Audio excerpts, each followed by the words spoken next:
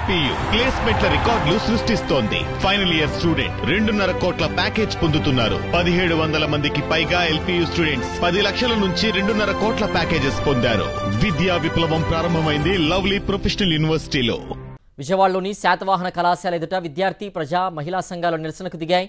కబ్జా కోరల నుంచి శాతవాహన కళాశాలని రక్షించాలని, కాలేజీని స్వాధీనం చేసుకుని ప్రభుత్వమే నడపాలని డిమాండ్ చేశారు. కోట్ల రూపాయలు విలువ చేసే కళాశాల స్థలాన్ని కబ్జా కాకుండా చూడాలని కోరారు. ఎమ్మెల్సీ ఆలపాటి రాజా శాతవాహన కాలేజీ ప్రిన్సిపల్ను కిడ్నాప్ చేయడం సిగ్గుచేటని మండిపడ్డారు. శాతవాహన కాలేజీ భూముల జోలికొస్తే చూస్తూ ఊరుకోమని, పూర్వ విద్యార్థులందరినీ కలుపుకొని పోరాటం చేస్తామని హెచ్చరించారు. ఒక ఎమ్మెల్సీగా ఉండి ప్రజా స్థలాల్ని కాపాడాల్సి లేదు, విద్యా బుద్ధులు చెప్పడానికి మరిన్ని స్థలాలను కేటాయించాల్సింది పోయి కంచె చేనుమేసిన సందంగా ఎమ్మెల్సీ భూ కబ్జాలకు పాల్పడాలనేటువంటి ఆలోచనని తీవ్రంగా వ్యతిరేకిస్తూ ఉన్నాం. ఇప్పటికైనా ప్రభుత్వం స్పందించాలి.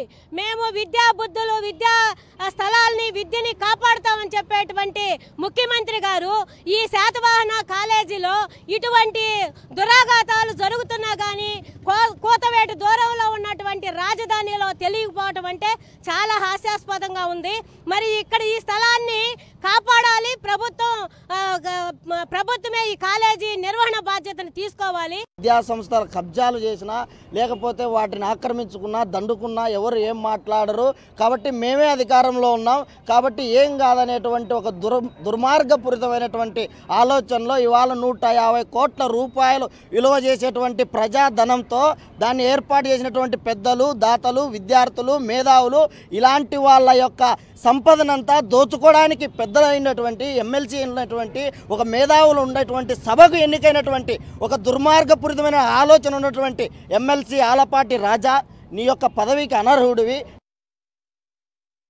మా ప్రభుత్వం ఉంది కాబట్టి మేము ఏదైనా చేయగలము అని రెచ్చిపోతూ ఉంటే విద్యార్థి సంఘాలు, మహిళా సంఘాలు, ప్రజా సంఘాలు ఊరుకోవు. ఖచ్చితంగా నీ మీద ఎట్లాంటి ధోరణి అయితే ఉందో ఆ ధోరణి వ్యతిరేకంగా పెద్ద ఎత్తున పోరాటాలు నిర్వహిస్తాం. ఈరోజు రాజా ప్రిన్సిపాల్ని కిడ్నాప్ చేశాడు.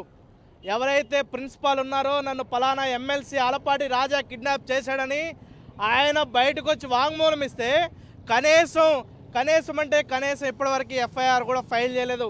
ఎందుకని అంటే మీ ప్రభుత్వం ఉంటే, మీ ప్రభుత్వంలో ఉన్నటువంటి వ్యక్తి అయితే ఇప్పటివరకు ఆయన ఒక మనిషిని, ఒక వ్యక్తిని కిడ్నాప్ చేస్తే, అది కూడా ప్రిన్సిపాల్గా ఉన్నటువంటి వ్యక్తిని కిడ్నాప్ చేస్తే ఇప్పటివరకు కనీసం ఆయన మీద చర్య కూడా తీసుకోరా?